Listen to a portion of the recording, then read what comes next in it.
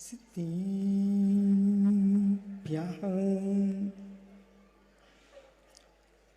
इंदिशदिवंदियाडुं तिहुडिदि मुदुर्विसदिवं काडुं अंतातीति गुणाडुं नमो जिनाडुं जिदि बबाडुं डुमुरुं ताडुं डुमु सिद्धाडुं नमो आर्याडुं डुमु छायाडुं डुमु लोई सोसाडुं।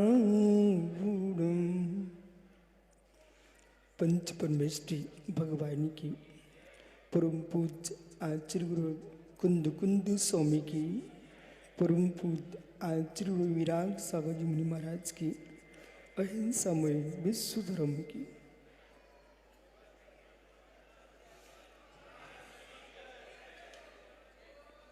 भवबंधु अंतिम तीर्थ वर्धमान स्वामी के शासन में हम शही विराजते हैं। तीर्थंकर जिनेन्द्र की पीयूष देशना जिनेन्द्रवाड़ी मनुष्यों जगत कल्याणी है। ये सर्वज्ञ शासन नमोस्तु शासन जयबंतो मित्रा श्रवण संस्कृति। श्रवण परंपरा में सनातन काल से तीर्थंकर भगवंतों ने जिसको पोषित किया है और केवल भगवंतों ने जिस शासन को संवर्धित किया है, भगवान महावीर स्वामी अनुबद्ध तीन केवली भगवंतों के उपरांत केवल सूर्य अस्त हो गया। श्रुत परंपरा प्रारंभ होती है, अंतिम श्रुत केवली भद्रवाह स्वामी हुए। भगवत आचार्य कुंद कुंद स्वामी ने जिन्हें अपना गमक गुरु के रूप में स्वीकार किया और ये परंपरा अनुबद्ध चली आ रही है। भारत की भूमि भगवान शांतिनाथ से लेकर के आज तक निर्गंथों से कभी सूनी नहीं हुई। उन्हीं निर्गंथ परंपरा में जब पुष्पन भूतबली स्वामी के लिए धरसेन स्वामी ने श्रुत का पठन पाठन कराया, प्रथम श्रुत स्कंद, द्वितीय श्रुत स्कंद, द्वितीय श्रुत स्कंद के ऊपर आचार्य कुंद कुंद स्वामी ने अपने 84 पहाड़ ग्रंथों का सृजन किया। आज हमारा अभाग्य है उस श्रुत परंपरा के लिए जहां यतिवरसाचार्य स्वामी ने चूड़ी सूत्र का लेखन किया है, वहां गुरुवर ने चूड़ी सूत्र जैसा ग्रंथ का सृजन किया। और इतना ही नहीं,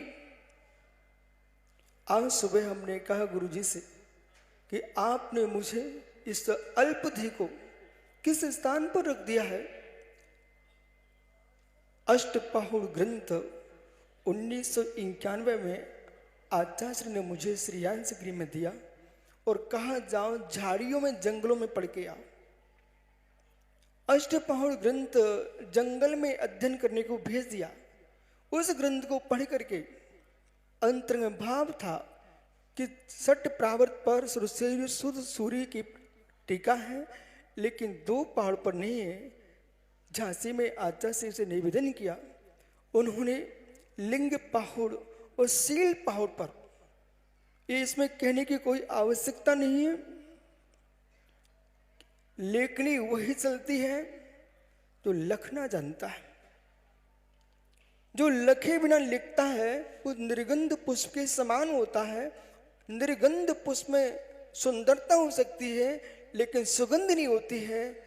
इसी प्रकार से जिस लेखनी में बाह्यार्थ अंतर्भूत नहीं है, वो लेखनी अपने आप में निर्गंध पुष्प के समान है। महात्मा बेहसन सागर जी, बाह्यार्थ जो है, आज महामहोत्सव के बाद श्रुत की आराधना चल रही है और देश के वरिष्ठ वरिष्ठ विद्वान आचार्य श्री चरणों में बैठे हैं। ये उनके कद को देखने नहीं बैठे, उनके रंग को देखने नहीं बैठे हैं, उनके ढंग को नहीं देखने बैठे हैं, इनके ज्ञान श्री से ये झुके हुए विद्वान हैं, इनके ज्ञान से झुके हुए विद्वान हैं।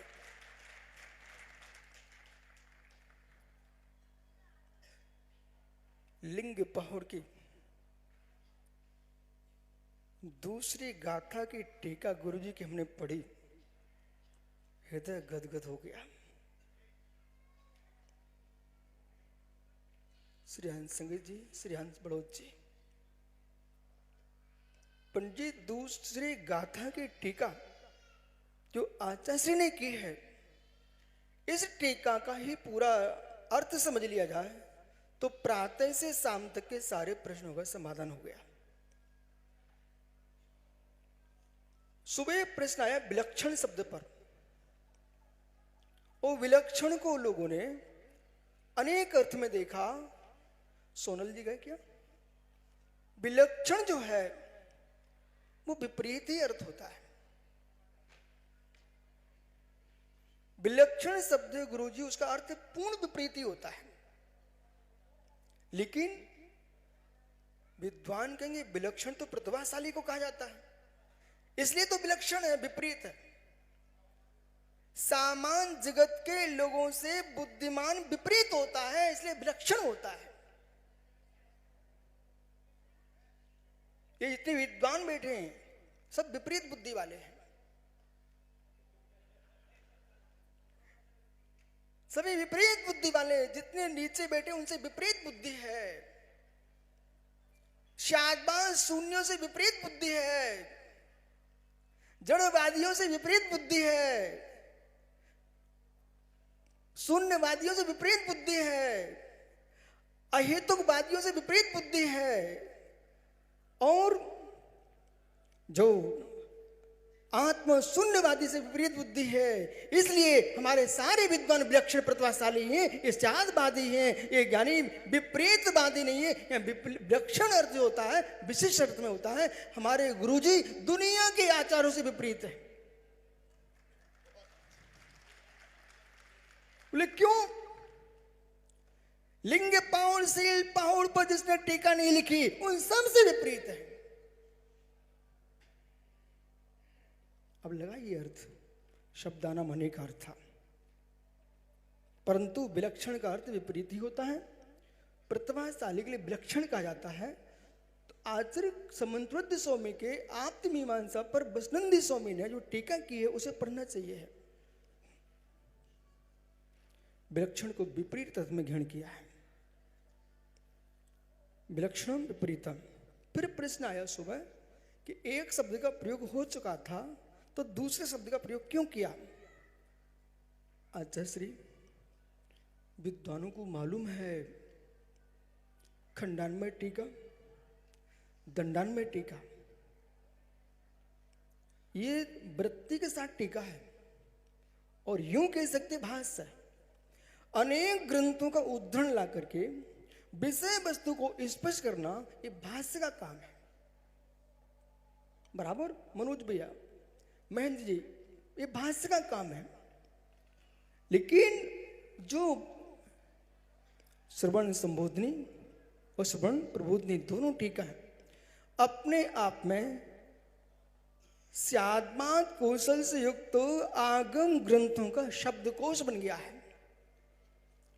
अब दूसरे नंबर की गाथा की बात करके, क्योंकि हमको गुरुजी को सुनना है, दूसरी गाथा जो की है, मैं यदि शिष्य न होता तो अपने गुरुजी की पीठ ठोकने जाता, मैं चरण छूता। आज आचार्य विमल सागर महाराज जी होते, आज आचार्य शनमती सागर महाराज जी होते तो ये कहते बेटा तू इधर आ, मैं तेरे पेट ठोक दूं। बोले क्यों? कि आपने इतनी धीरता के साथ दूसरे नंबर की गाथा की जो टीका कर दी है, वो टीका का अर्थ पंडित जी 3-4 बार पढ़ना पड़ेगा। बोलूं? गुरुजी आज्ञा तो बोल सकता हूं। अच्छा श्री, टीका में लिखा है, ग्रंथकर्ता ने जो कहा है, टीकाकर्ता ने शादबाद कौशल का कैसा प्रयोग किया?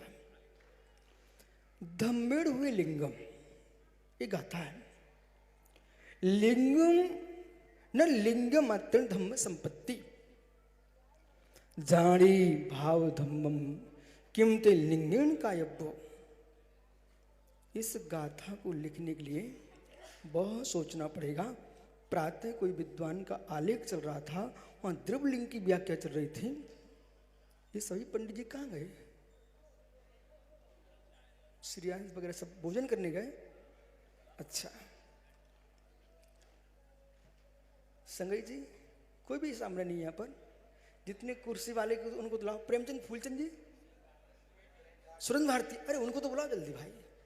भैया सुरेंद्र, अरे मेरा बड़ा भाई सामने तो आ। पंडित जी, जब आप बोल रहे थे ना तो मैंने इस बेंच को इधर खिसकवा दिया था, बोले मुझे दिखना चाहिए। पंडित जी अब सुनना पड़ेगा, समझना पड़ेगा। गाथा नंबर 2, आचार्य विराग सागर महाराज जी की टीका। धम्मेड़ लिंगम भवति,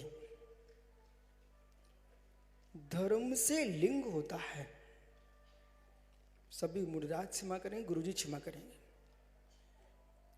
जिसे द्रव लिंग आप लोग समझते हो वो द्रव लिंग नहीं है।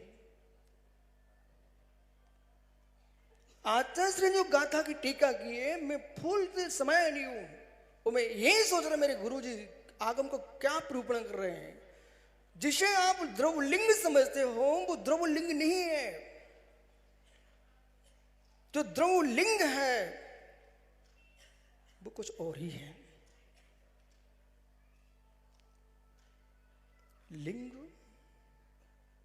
पिच्छे कमंडलो दिगंबर मुद्रा,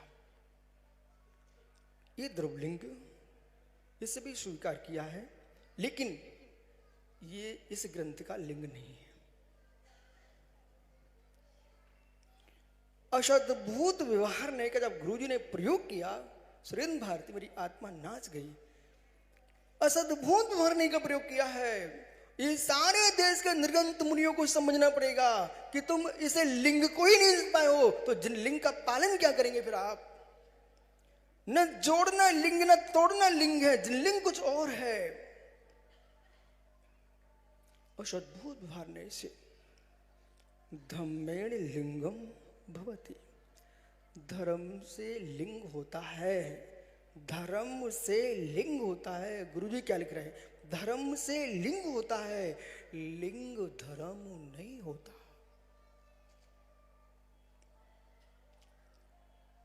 टोपी पंडित की पहचान हो सकती है, धोती दुपट्टा तुम्हारी पहचान हो सकती है, किसी स्कूल की ड्रेस बच्चे की पहचान हो सकती है, लेकिन ड्रेस का पहनना बच्चे का ज्ञान नहीं हो सकता है।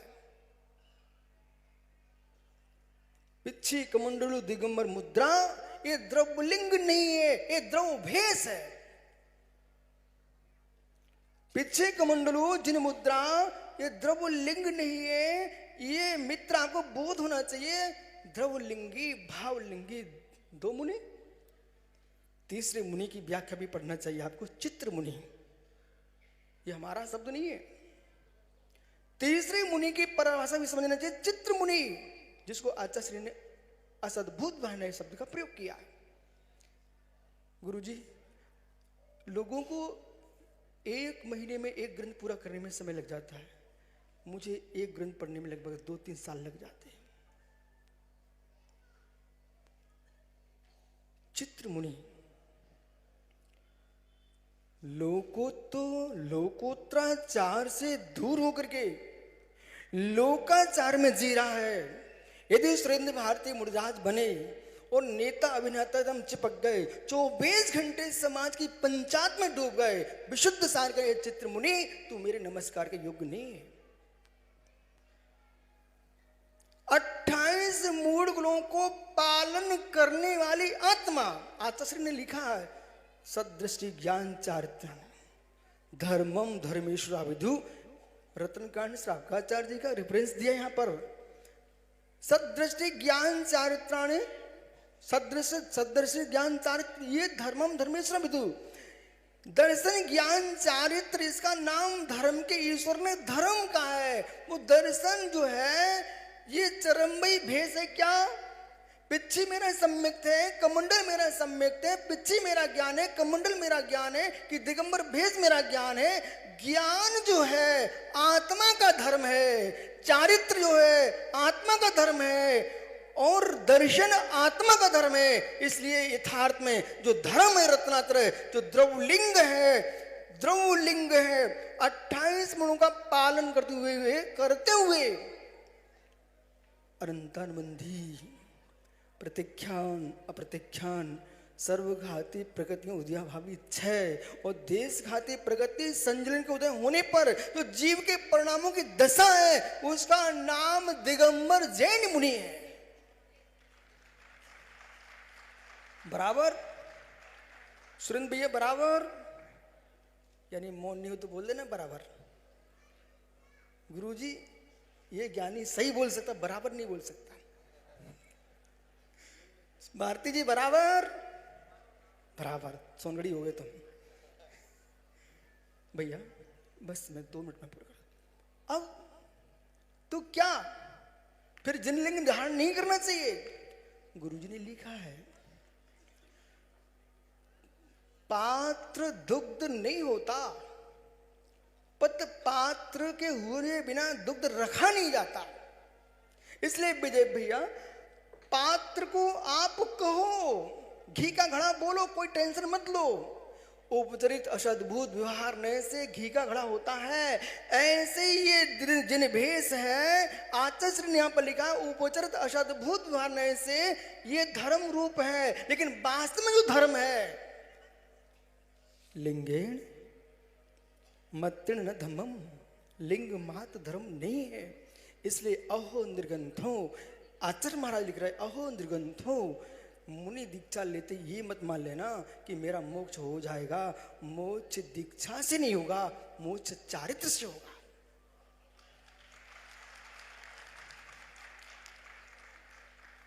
इसलिए समन्वृद्ध स्वामी ने स्पष्ट लिखा है युक्तानुशासन अलंकार में, युक्तानुशासन ग्रंथ में आचार्य श्री समन्वृद्ध स्वामी ने गुरुजी लिखा है स्पष्ट, दीक्षा मोक्ष कारण बन गई तो जगत में जितनी दीक्षा होती है सभी की दीक्षा मोक्ष का कारण हो जाएंगी।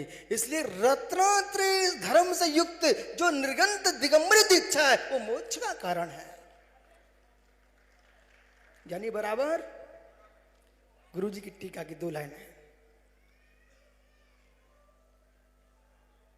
जितने हमारे गुरु भाई हैं देखो भैया अच्छी जल्दी जल्दी पढ़ लो, नहीं आंखें खराब हो जाए फिर दिखाई नहीं देता। धम्मे लिंगमुति कश्चित वस्तुनः सरार्थकतस्तथैव वस्तु वस्तुतस्य सद्भाव निरर्थकम वस्तु सदेपि असद्भूत मेव इति तत्त्वविधा। क्या गजब। आचार्य श्री आशीर्वाद दे दो। हमारे जो कुंद कुंद के ग्रंथों पर हम टीका वो कर रहे हैं उपदेश, आपके लिंग पावर शील पावर पर टीका श्रवण प्रमोदनी और श्रवण संबोधनी टीका पर आपकी आज्ञा हो जाए तो मैं वाचना कर दूं। परंतु प्रश्न आएंगे सो आप समाधान करते रहना, झेलने वाले चाहिए। फिर चाहे विजय भैया होंगे चाहे सुरेंद्र भैया होंगे, भैया झेलना तो पड़ेगा ही ना। अशुद्धभूत व्यवहार शब्द का प्रयोग लिख दिया। मैं ये सोच रहा था आचार्य श्री आपने सोचा क्यों ऐसा? आपने पूरी संस्कृति को एकदम बदल दिया। जिन लोगों के मस्तिष्क में चल रहा था बस दीक्षा ले लो मोक्ष हो जाएगा, अरे भाई मृतक के काल भी बछिया की पूंछ पकड़ा देने से निर्वाण नहीं हो जाता है, ऐसे मरते मरते पिच्ची लेने से मोक्ष नहीं होगा जब तक रत्नोदय धर्म तुम्हारे मस्तिष्क में नहीं आएगा। और अंतिम मुहूर्त में भी वो रत्नातर धर्म आ गया तो बिना पिच्छी कमंडल लिए भी निर्गंत नहीं हो सकता। इसलिए ये 3 लाइन ने पूरे आगम का सार लिख दिया है। इसलिए श्रवण संबोधनी और श्रवण प्रमोदनी ये दोनों टीकाएं बिना विकल्प करके देश के संपूर्ण श्री संघों में संपूर्ण निर्गंथों को अध्ययन करना चाहिए। और अध्ययन करते हुए सुरंत भैया बुरा तो नहीं लगेगा, 1 मिनट के लिए खड़ा हो जाओ। आपने अपने छात्रों को कई बार खड़ा किया मित्र, भैया ओ बालक ये पंडित जी को श्रीफल देके आओ, जल्दी जाओ। आप टेंशन नहीं लो, दीक्षा कल है। हाँ पंडित जी मैं इसलिए बोल रहा हूं, बड़ा रहस्य। हमारे अशोक भैया कहाँ हैं?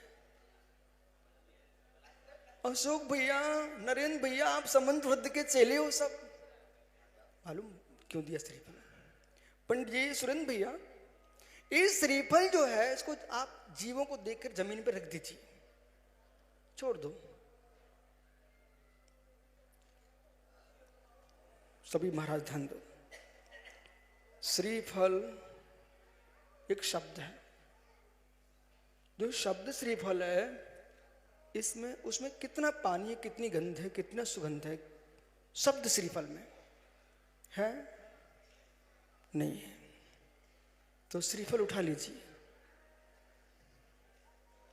इसमें क्या लिखा है रहने दो, सूखा सही। अपन दोनों प्रकार के लोग हैं। गीला है तो मस्तिष्क के काम में आएगा, सूखा है तो बुद्धि के काम में आएगा। अब देखो पंडित जी, जो श्रीफल है इसमें लिखा है श्रीफल क्या? नहीं लिखा ना। जिसमें लिखा है उसमें स्वाद नहीं है, जिसमें स्वाद है उसमें अक्षर ही नहीं है। इसलिए श्रवण प्रमोदनी टीका में, लिंग पहुड़ में, सील पहुड़ में, इन टीकाओं में जो लिखा है वो श्रवण नहीं है। जो श्रवण है उसमें शब्द ही नहीं है। इसलिए बाह्यार्थ का बोध होना चाहिए। टीका पढ़ने से मुनिराज नहीं बन पाओगे, मुनिराज बन के तुम टीका के मां भगवान बन जाओगे। बराबर भैया? नहीं, दृष्टियां लाखों हो सकती पंडित जी, पर मोक्ष एक ही दृष्टि से होगा। बोलो बराबर? देखो बराबर सीखे गुरु जी, अब मत के ना मुमुक्ष हो गए हमारे साथ। सुरेंद्र भैया, दृष्टियां अनंत हो सकती है क्योंकि आत्मा जो है अनंत धर्मात्मक है। अनंत धर्मात्मक आत्मा में विविचरित गुण भी है और स्वभाव गुण भी है।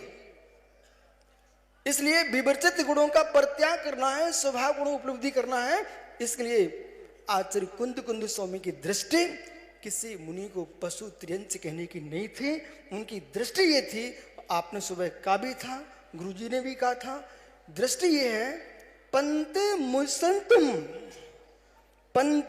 मुसंतम भणंत लोग व्यवहारी न पंतो मुंसते केई।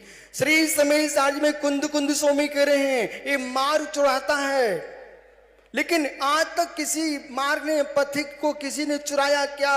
जैसे पथिक को मार्ग नहीं चुराता है, खड़े लुटेरे चुराते हैं, परंतु मार्ग उपचार से कथन चलता है। इसी प्रकार से ज्ञानियों पशु त्रियंच आदि कह करके निर्गंतों की अवहेलना नहीं है। वो निर्गंत पशु नहीं होते हैं। जो निर्गंत होकर के भी पशु का काम करते हैं वे पशु बनते हैं। निर्गंत तो अरहंत सिद्धि बनता है, और यदि चरम शरीर नहीं है तो देव बनता है। इसलिए इतने ही।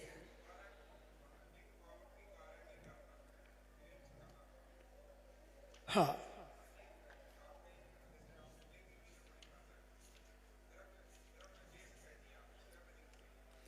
बहुत बढ़िया। अब सुनाता हूं पंडित जी। द्रवलिंग जो है सम्यक रहित निर्दोष रत्नात्रय का पालन करना, ये द्रवलिंग है।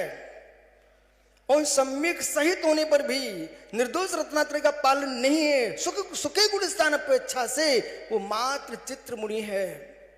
सम्यक दृष्टि होने पर छठवें गुणस्थान करणान योग से युक्त है, वो भावलिंगी है। वो एक प्रथम गुणस्थान में 28 गुणों का निर्दोष पालन करता है, वो द्रवलिंगी है। लेकिन सम्यक रहित द्रवलिंगी है ऐसा नियम नहीं है, सम्यक दृष्टि भी द्रवलिंगी हो सकता है। क्यों?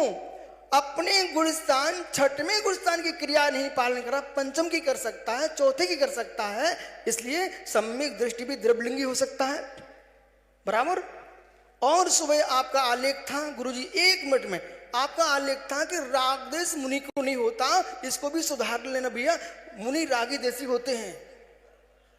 यदि मुनि रागी देसी नहीं होंगे तो आचार्य विराग सागर हमें दीक्षा नहीं दे पाते।